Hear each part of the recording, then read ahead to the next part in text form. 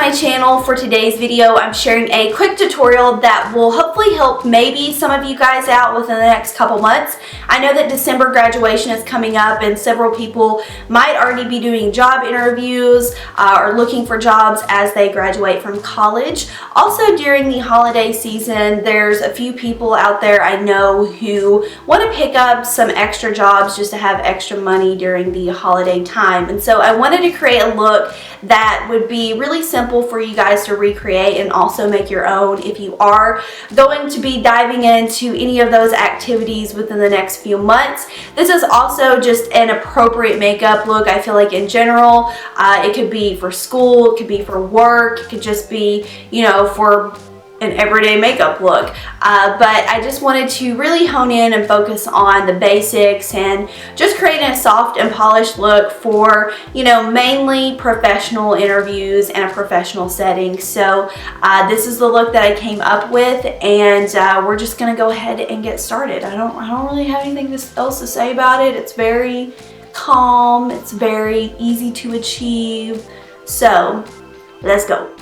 I'm starting out by applying primer. Obviously, if you're going through a job interview, you definitely want your makeup to last. I'm using the Benefits Porefessional because my skin was really dry and textured through this video. So this is a great primer if you have enlarged pores or any type of texture on your skin.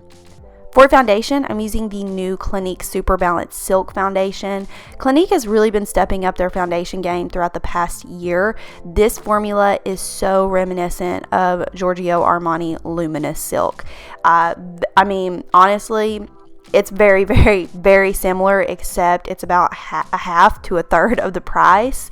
And it also stays on my skin much better than what Luminous Silk did by Armani. So you can see it really takes no effort. I'm just barely patting that into my skin. And the effect is just really nice, natural, a really nice natural finish, honestly. I mean, it looks like my skin, just better. So I've been enjoying this foundation also because it has a natural finish. It's not dewy, but it's not completely matte. So I think it would work for a lot of different skin types. So if you're on the hunt for a new foundation, just a good everyday foundation, I've really been enjoying this. So if you're interested, definitely pick up a sample and try it first and make sure that it's going to be right for you. For concealer, I'm using another newbie product. This is the Smashbox Studio Skin 24-Hour Concealer. I've been enjoying this also because it does last really nicely throughout the day. So I'm trying to use products that I could suggest to you guys that have really been lasting on my skin, especially since it's still a little hot outside, at least where I'm living. So I'm just using this underneath my eyes, basically where I want to conceal further. I have a lot of freckles up on my cheekbone, and so anytime I want a polished look, I do try to cover those a little bit to make sure my entire face is uniform and I don't just have random freckles sticking out here and there.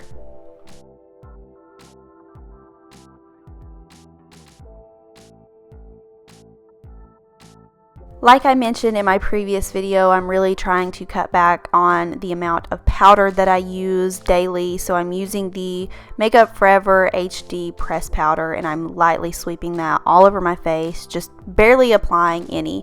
The Clinique foundation actually sets nicely on the skin to where a lot of people with dry skin, I feel like, wouldn't even have to set it. So moving into bronzer, I'm not really contouring. I'm just taking my IT Cosmetics blush brush and I'm giving my face some color and definition.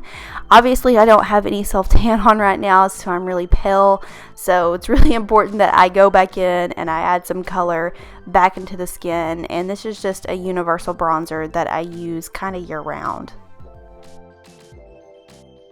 I wanted to use a cream product to give a really natural, healthy finish to my skin, so I'm using the Clinique Chubby Stick Blush, and it's in the shade Amped Up Apple.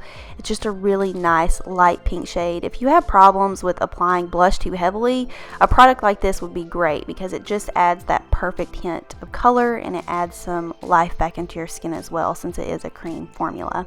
I just filled in my brows really quickly. Just fill in your brows like you normally would. And then I'm moving into into the eye makeup. So the eyes are very subtle. I'm taking the Urban Decay Naked Ultimate Basics palette, and I'm just mixing those two really light neutral transition shades, and I'm just mixing those back and forth into my crease, or should I say buffing them back and forth into my crease, just to create a nice gradient transition look.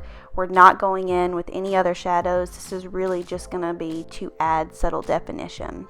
Next, I'm taking my Nars eyeliner. This is in the shade Via de Martelli, I believe. Maybe slightly butchered that, but it's just a nice copper brown shade. I find that it really enhances my eyes.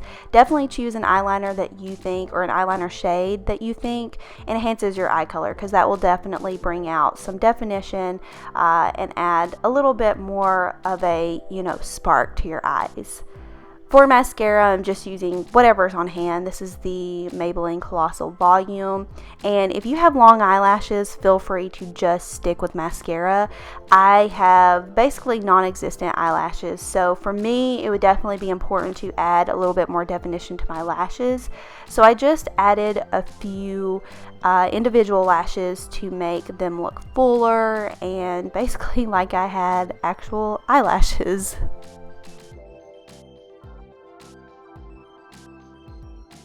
To finish off the look, I just wanted a nice natural lip, so I just applied my bareMinerals lip liner in the shade Borderline, and then I took a lipstick shade that I wouldn't generally use. This is Max Pro Longwear lipstick in the shade called Unlimited, but I actually applied it with a lip brush, so the pigment was not as intense as what it would be applying it straight from the bullet, and it just gave a nice kind of pink stained effect to my lips, just a nice natural look.